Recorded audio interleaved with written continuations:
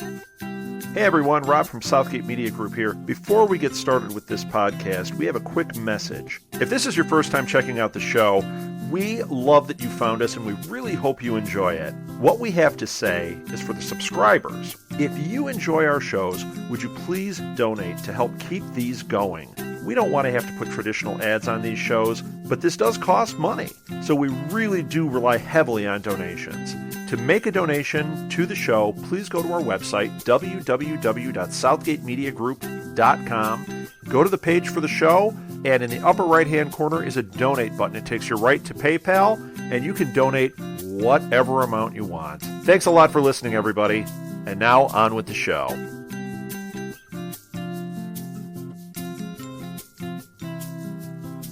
This is Sally Champlin, and I love the Primatech Files. Hey, Primatech peeps. Welcome back to the Primatech Files, a Southgate Media Group podcast dedicated to all things Heroes Prime and Heroes Reborn related things. I am Lilith, and on the hunt for enhanced humans with me, as always, is... It's me, Ricky. Hello. And it's another one of our special interviews. And today we have a Miss Sally Champlin, a.k.a. Lynette from Burt Toast Diner, y'all. Yay. So I want to open up the interview by asking Sally to tell us a little bit about herself.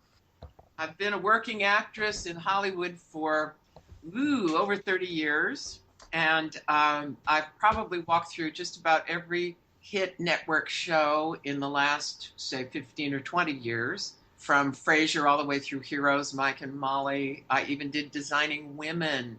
Wonderful role in Designing Women, and Frasier was such a joy to work with all those wonderful people. And here I was in Heroes, and they expanded my part because they liked what I did with it, and I kept coming back. So I had a recur on Heroes for a little bit with a span of time in between, and now I'm watching the new incarnation, and it's really something to see how Tim has reconceived it for its rebirth, Yeah, definitely. Yeah. Can I share my headcanon before we start? My headcanon is that you own Moe's Ice Cream Shop. That's my headcanon. You're so funny. Yes, I was dating a man from the South, and I cribbed his accent. Nice. So we'll start off. How did you get your start in acting, and why did you get into acting? Applause. Nice. Simply, my whole background is really theater, and it comes from working with great people. I worked in 2 shows that were directed by Harold Prince, and went on tour in a national tour of Cabaret, and a bunch of other shows that went out on the road. And the reason I came back to LA was twofold. I was in New York for about 7 or 8 years, did a great deal of theater. I was educated by one of the members of the Actors Studio West, and I worked a very intensive summer program with Jose Quintero some years ago. And so my credentials are really mostly theater-based. However, in the last however many years I've been in Hollywood, I'm just going to say years, I've been working I'm very lucky to be a working actor in Hollywood doing television and film. The last director I worked with was James L. Burrows, and he has like 11 or 12 Emmys by now. And I love the network shows because they treat you so beautifully. They really do. And Heroes is shot on film. I don't know if you know that. It's shot on 35mm film. And then they digitize it for the sake of editing. But they have got what they call Television Village. If you're not actually working in front of the cameras, you get to stand behind the director and the assistant director and the script supervisor and the writers and watch the most gorgeous images that you don't see much anymore these days because digital has taken over. Yeah. Except for those glorious images on Heroes. And very smartly, they started in their source form was film. Okay. And I started being a filmmaker in the early 90s, and I have a couple of projects, one that came out in, I think, 2001 or 2 called Family Secrets, and I wrote and directed that. And it interestingly enough, is kind of reminiscent of Jane Campion's The Piano, and it sold very well in Europe, funnily enough. And so I'm kind of a jack of all trades. I'm going to be going on tour with my album in, I believe, late January. and playing mostly in California first. But it's, I do R&B pop, and I have a really, really good singing voice. And my partner, who worked with the Temptations and Smokey Robinson, is my producer as well. His name is Bob Henley III, and I'm concentrating now more on getting this show up and running. Mm-hmm. And that's that. So I haven't gotten a call yet from Heroes. My favorite producer of all time, I swear to God, is Nathan. Yeah. And he, what a wonderful man he is. And everyone there, they were just wonderful. I do have a story about the first day I worked, though. I do have a story. Is that all right? Yes. Okay, I have this like totally fabulous trailer, 2 minutes, if that, to the set, right? I'm 5 minutes away from the studio. I live 5 minutes away from the studio, so the whole circumstance could not be more comfortable. I could almost jog to work. Nice. And I was taking my lunch break, and then I heard someone going, "We're hit, we're hit, we're hit," outside the trailer. And I watched one of the assistant directors with Variety and Hollywood Reporter in her hand running to the set past my trailer. And I had left that set, and everybody had an attitude of, my God, we're starting to climb the charts, if you will, and we're starting to become perhaps the biggest hit of the season.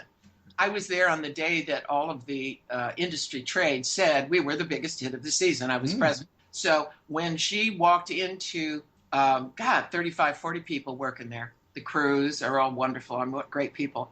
And I will tell you that the atmosphere of the set, when I returned from lunch, after we knew we were officially the big hit of the season, and everyone was filled with this mixture of absolute relief and then a kind of tension about how long would this last. Mm-hmm. It was a weird combination because as you look around at all the shows today that come and go and come and go and come and go, we did not know how long we would be up and running. Mm-hmm. And that's why when you look at when it was canceled, all those loose ends were happening in the storyline. And it's because it isn't that it wasn't written, it is that it was canceled that way. Mm-hmm. So that, my story was, oh my God, I'm on a set of the biggest hit this season. And that was several years ago. So I just went back to my script and I said, learn every comma, learn every period. Don't mess up, because I wanted to come back and take a little run on this, which I did later. It was very, very cool to hear somebody running past my trailer saying we're the hit of the season. Wow. I know. Wow. Oh, wow is right. I was in the middle of it. Whoa. Just curious because she worked on Crossing Jordan with, were you in the actual episode with Eugene Bird, who was also Nathan Petrelli's campaign manager from season 1? No, I wasn't. No, I wasn't. I worked with, oh God, who is that wonderful, that gorgeous woman who played, she was the lead. God, I can't remember her name. Help me here. I just worked with her and a couple of other, what we call day players. They worked for 1 or 2 days, and I basically ushered her into another room in a cuckoo house in an insane asylum, as I recall. Jill Hennessy. Yeah, there you go. There we go. Thank you. Thank you. It's so long since I've seen that show, but I just love that show. It didn't quite have all the red strings of fate markings of Tim Kring, but you can see the beginnings of like his clock turning for certain things, his predilections for storytelling, as it were. So yeah. Where his amazing strengths are. I mean, Tim is a really lovely person, and he's got to be such a fire in his belly. Mm-hmm. And he also is very brave. He takes many risks. And, for me, the way you grow in your art form, whatever that form is, or whatever your craft is, as long as you continue growing and take great leaps and great risks, because without that, you become ho-hum and like everyone else, whatever the hell that ever meant. Because everyone's an individual, but yeah, I could see it growing there. And I met several friends that I work on other sets. This is a small community. It's smaller than you think in a lot of ways in Hollywood. So you keep crossing everybody's path on one project or another, and half the time you forget what you did together, Anyway, that's that. Yeah.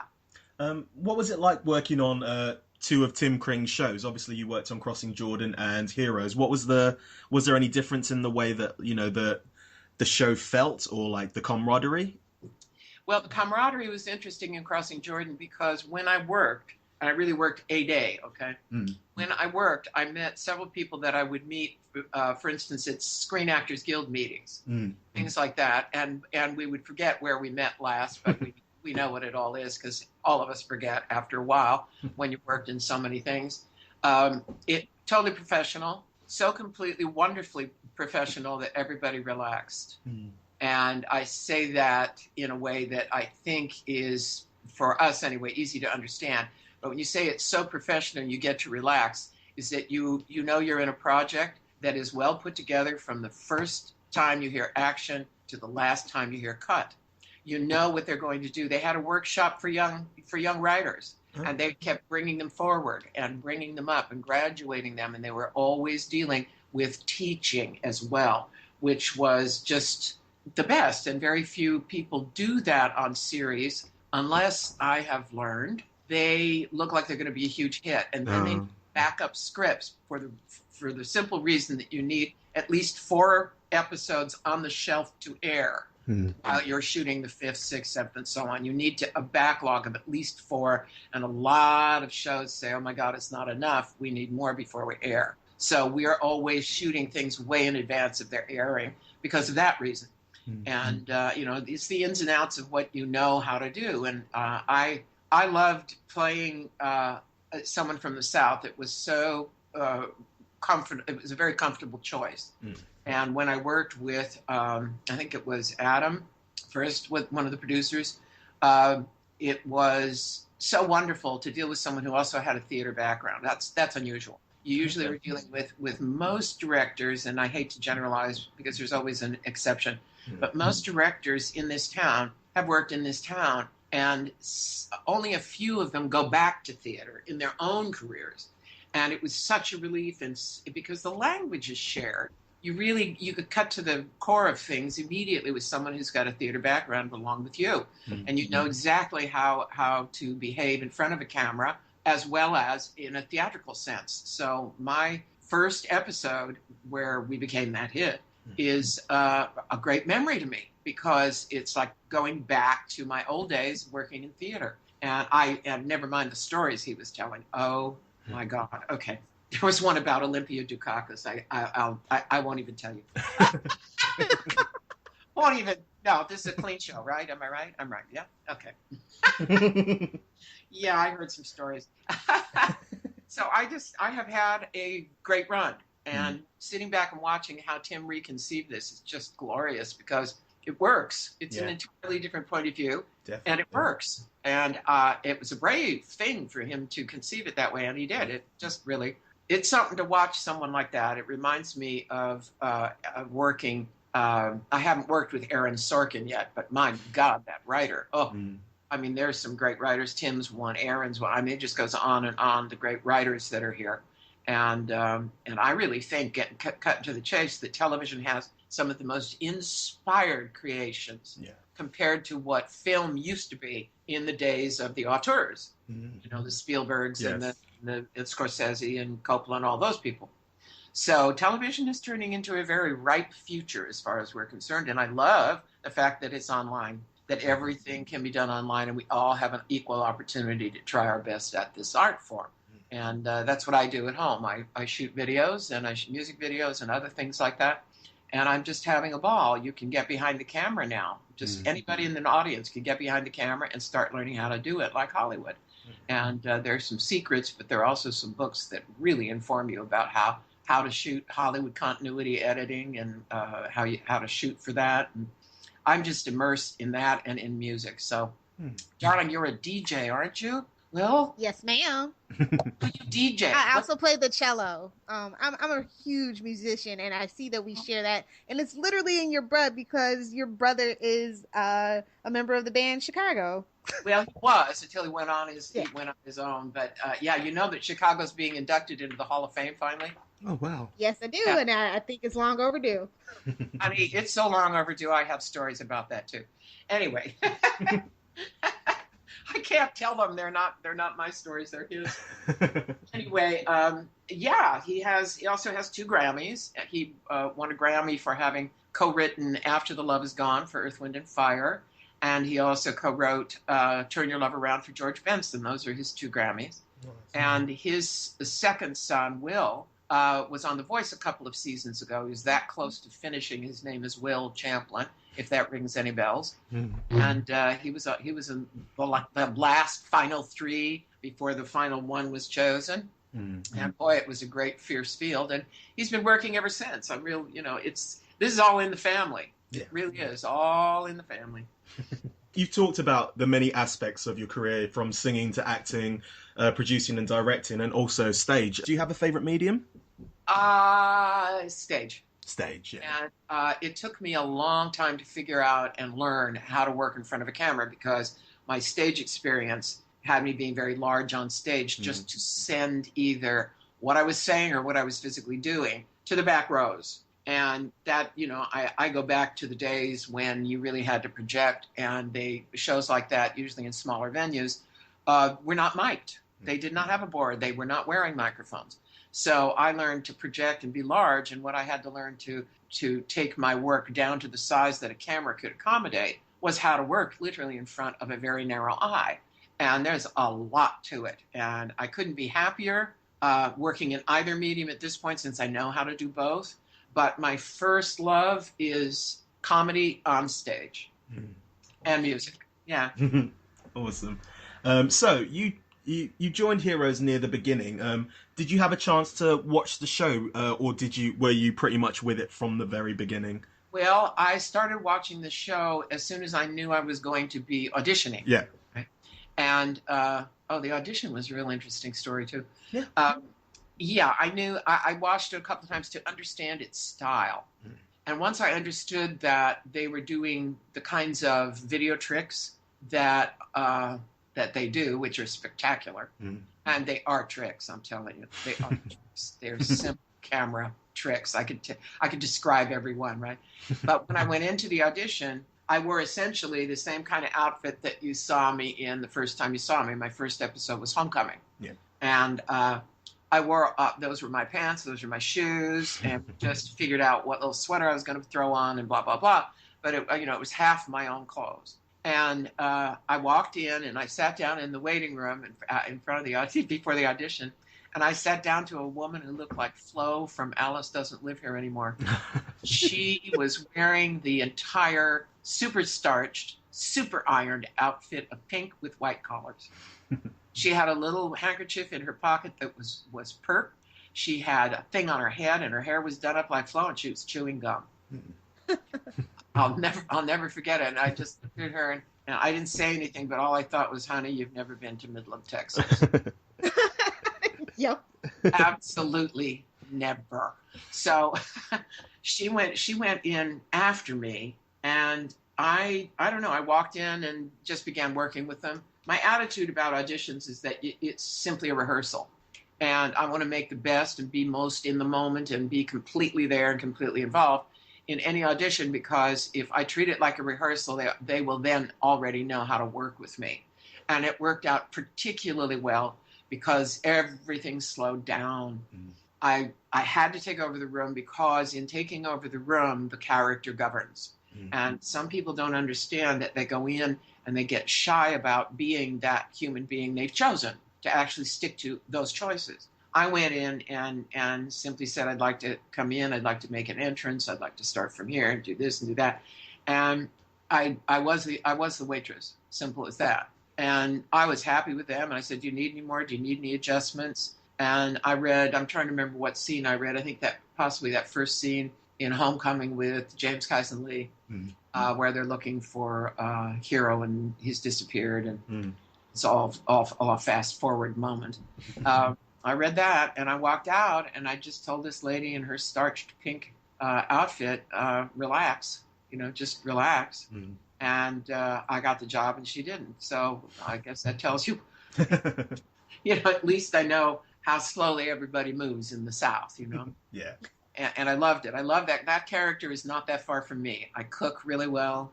I try and make business meetings around food and drink tea, coffee, wine, whatever, so that everything is very comfortable so that we can really get to the work in a relaxed way. That's why I work out of my home in many, many, many, many different ways. So You know, I'm a full-time 24/7 artist, and I'm very proud of it. You worked a lot with Jayma Mays and Masioka.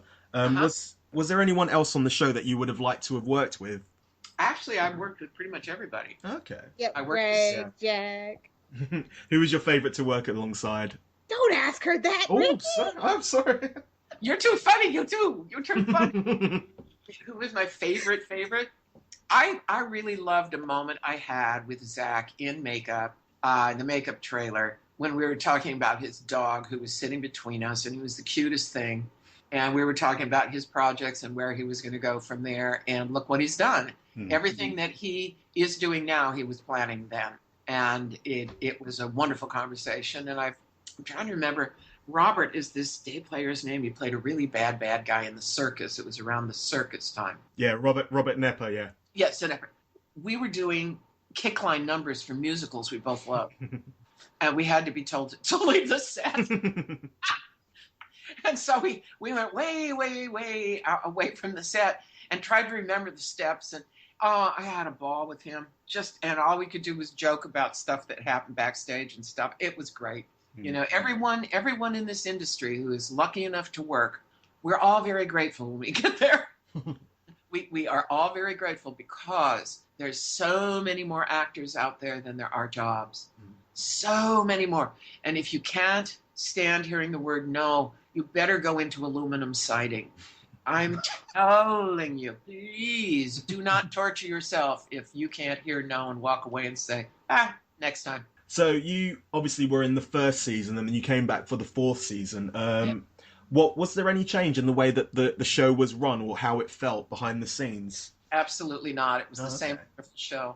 The thing is that I had just gotten a haircut before I was asked to come back. And I thought, I can't match. Are we going back in time to the time when I was shooting 2 years before? And I said, my hair is not going to match my hair. And so they put a wig on me. I'm telling you, I hated every second in it. I really did. And they were trying, and I had gained a little weight. And they were trying to do a string lift. If you know what that is, somebody will have to Google string lift. Because they did that and hid those strings under behind and under the back of the wig. And I swear to God, when that thing came off, so did half my hair. It was like, oh, Wait, God. was it a lace front or one of those like Golden Girl wigs? It was a Golden Girl wig, okay? Sort of. Oh, yeah.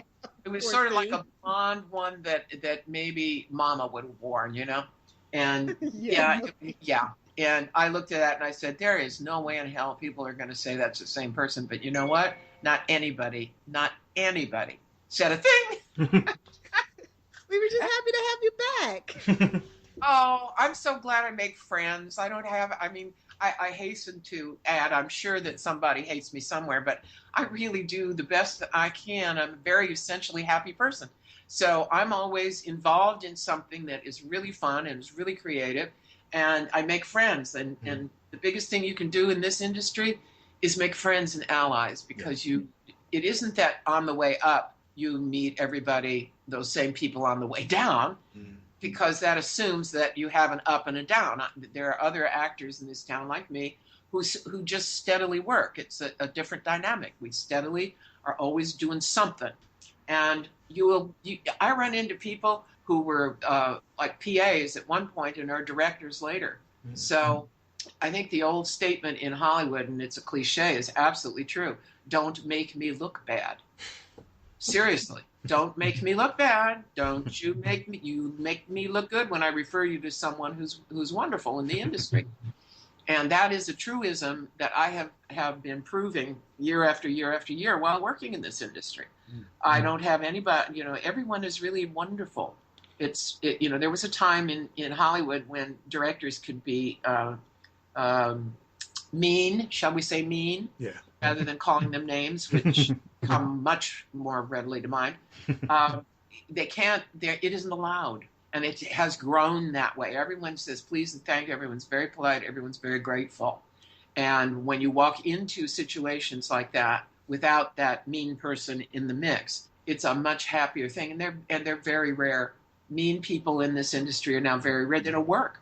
If they get a reputation for that, people choose not to work with him. If you get a reputation for being a wonderful person, and it's not like I have to try to be wonderful. I'm a happy person, basically. Yeah. So that I lead with that. But at the same time, I see people who just, they like grind their teeth over stuff. And it's like, oh, no, you can't. People don't like being around you unless they like you. Mm. It isn't about so much the skills as I like her, bring her back. That's what happened to me. Yeah. I don't see how anyone could hate you. You're so positive, and it's an absolute charm to talk to you. Ah! Wait, I have one question that I heard about Greg Grunberg. I heard that he was a hugger. Is that true? Yes, he's a hugger, a great big hugger. And I did a wonderful scene with him and Zach where Zach, just for the hell of it, was going to kill me because he could. Yeah. And I couldn't see Zach, but Grunny could. His character could. Mm. And so I was in the middle of being completely innocent about nobody's there, but what is this guy doing over here, which is Grunny, right? Mm. And he's like talking to nothing in my eyes. Mm. And at one point, it was the last take when not the last, second to last take on this scene. And I said, oops, sorry. I looked at him. I looked at Zach. I said, can we please do this again? So we did, and I didn't see Zach. I just made it up in my mind. I do not see him. He's not there at all, while Grunny did. And so Greg Grunberg saved Lynette's life. And hopefully we will see her again at the head of Moe's Ice Cream Parlor in Heroes Reborn. It's not Moe's. It's Burnt Toast Diner, baby. No. That's what we said. That's Very first what you call it. They've transported, they've got their new, in the first couple of episodes, they had I'm assuming they wanted to be like the new Burnt Toast Diner, but it's called Moe's Ice Cream Parlor, and every time we see it, we just assume that Lynette is behind the store, and she will come out and just be like, hey, honey. Oh, I know. What do you want to eat, honey? The eggs are real fine. Exactly. Yeah, and so they have young waitresses and stuff. I didn't see the first two. Yeah, it's just for the teenagers, I think. We only see mainly teenagers in there, and Zachary Levi. But yeah, I'm sure Lynette's behind the scenes. So yeah. Believe me, darling, my cooties are on the wall.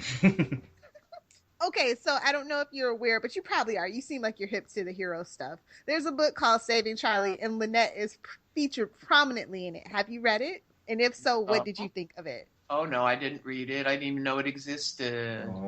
Oh, you should pick it up. Lynette's one of the best things about the book, honestly. Really? They told they didn't really capture a lot of hero, but they got a lot of Lynette for some reason.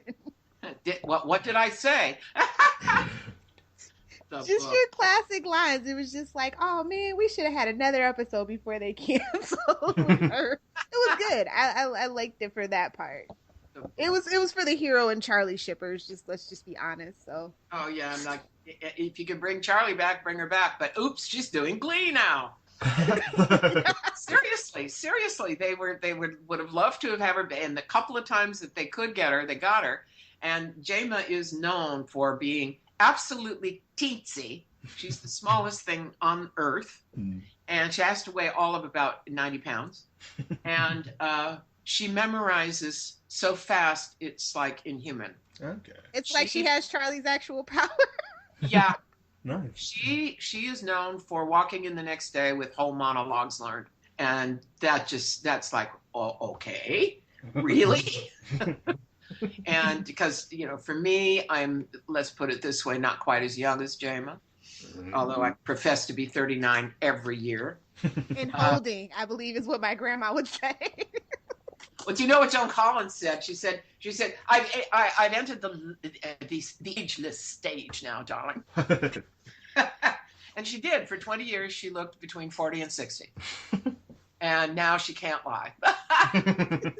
But I am in the ageless stage, darling. For another scant 2 seconds, I think. Do you play any instruments, or do you just prefer to be a singer? And are you friends with Della Reese because you used to sing in her choir? Yeah, you know all that, man. You do your research, don't you? My grandma actually knows Della Reese, and I actually am kind of familiar with the Up Church in their choir.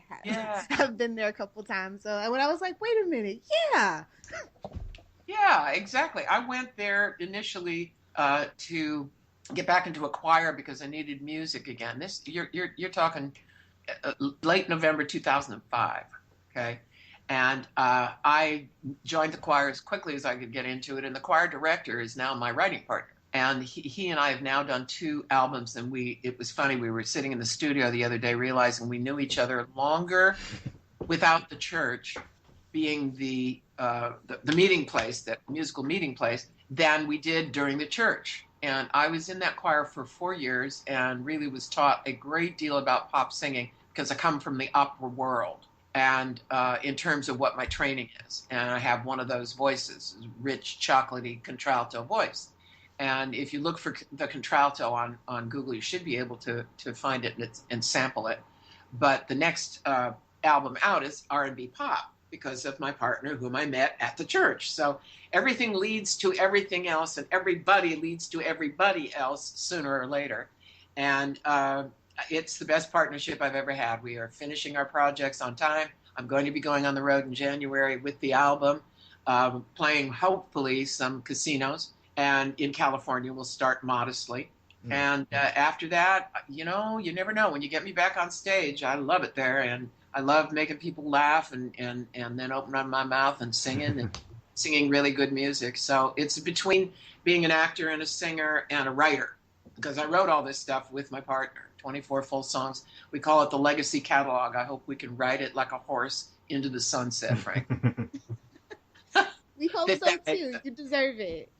I'm going to do it. I'm going to do it. I'm going to get that. I'm get those eyelashes and high heels on, honey. Out on that stage, I'm going to wow and wow and wow. And then I guess just my final 2 questions are, you seem kind of busy, but if you are watching TV at this moment, is there any show that you'd want to be on? If you could get the call tomorrow, what show, other than Heroes Reborn, of course, would you want to work on? Big Bang Theory. Uh-oh. Big Bang Theory. I can see that. Oh, if you see what I do on The Game, one of the last, I think I worked the last season of The Game, one of the episodes. Oh, I love comedy. It's so rare that in television and film, my film Ed Gein is a classic cult horror film, and I'm the first babe they kill. Oh. And it's like, I get to die? Are you telling me I get to die? And I just went to my doctors and they said, okay, what happens when you bleed out? What happens here? What happens to your feet? And what happens to your face? Are you all pale and is breathing trouble? I researched it, and then I died in bed, tied to the bed very loosely. I had to pretend that I was tied firmly in a house that had no heat. And we were shooting in December in Topanga Canyon, and they had and my feet were bare, and I had that false blood on the clothing, and it started to get cold. And so I said, listen, you have to warm me up somehow, because after I die, I can't shiver because it will be seen. I don't want in my death scene to sit up straight and say, somebody get me a coat. That was hilarious. And then Steve Railsback, who had to carry my half-dead body across a floor, had really bad knees. And he said, can we not do this? I'm killing my knees. And then he said, no, we have to do it. And then we did it. And he had to go into the nurse to get some ice hot or whatever on his knees. I'll never forget it, because I said to myself, okay, that's it. I'm losing weight now. It was imperative. I couldn't be hurting people like that. Oh, golly, you guys, I could talk forever. You should come to dinner. Oh. Don't tempt us. Now, being very serious, if either one of you, together or apart, whatever, get to Hollywood, you have got to look me up. And I don't want a whole lot of people. Once I put bird feeders out on my balcony, and I thought, oh, how sweet! And then all their relatives arrived from Europe. I had to take those bird feeders down because there were thousands of them. Well, Ricky, we got a Prime Attack Files road trip. I'm going to be one of those birds arriving from Europe. You're going to be going, Scotty, beam me up, and that's it. You will simply be here. Well, that was our interview with Sally Champlin. We hope you had as many giggles as we did. So, Ricky, take us out of here. Download the podcast, save the world.